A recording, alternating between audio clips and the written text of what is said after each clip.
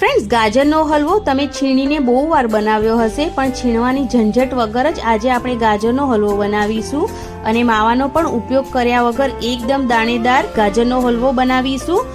તો ચાલો તેની રેસીપી જોઈ લઈએ। ચેનલને સબસ્ક્રાઇબ કરવાનું બિલકુલ ના ભૂલતા। તો અહીંયા મેં 1 કિલો ગાજર લીધા છે, તેને એકદમ સારી રીતે ધોઈ સાફ કરી એકદમ સારી રીતે કટ કરી લીધા છે। હવે જાડા તળિયાવાળી કઢાઈ લઈ તેની અંદર 2 થી 4 ચમચી જેટલું ઘી એડ કરીશું। ઘી ગરમ થઈ જાય એટલે તેની અંદર કટ કરેલા ગાજર એડ કરી ગાજર સ્મૂથ ના થઈ જાય અને તેનો કલર ચેન્જ ના થઈ જાય ત્યાં સુધી તેને 2 થી 3 મિનિટ જેવું એકદમ સારી રીતે સાંતળી લઈશું। ત્યારબાદ ફૂલ ફેટ વાળું 1 લીટર દૂધ એડ કરી દઈશું। જેટલું તમે ગાજર લો એટલા જ પ્રમાણમાં દૂધ એડ કરવાનું છે, એ પણ ફૂલ ફેટ વાળું।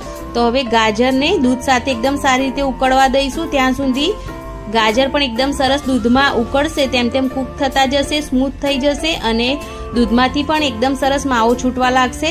તો હવે કોઈ પણ એક મેસર લઈ લઈશું અને મેસરથી ગાજરને એકદમ સારી રીતે મેશ કરી લઈશું।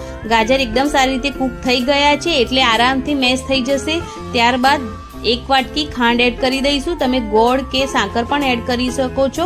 ખાંડનું પ્રમાણ તમે તમારા પ્રમાણે વધારે કે ઓછું કરી શકો છો। તો 20 થી 25 મિનિટ લાગશે, પણ ગાજર એકદમ સારી રીતે કૂક થઈ જશે અને એકદમ સરસ હલવો બનીને રેડી થઈ જશે।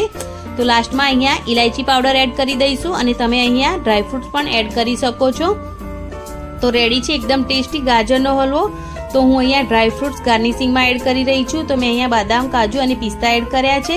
તો એકદમ ટેસ્ટી ગાજરના હલવાની રેસીપી છે, તમે જરૂરથી ટ્રાય કરજો। વગર છીણવાની ઝંઝટ એ ગાજરનો હલવો બનીને રેડી થઈ જશે અને એ પણ માવાનો ઉપયોગ કર્યા વગર। રેસીપી પસંદ આવી હોય તો ચેનલને સબસ્ક્રાઇબ કરવાનું બિલકુલ ના ભૂલતા।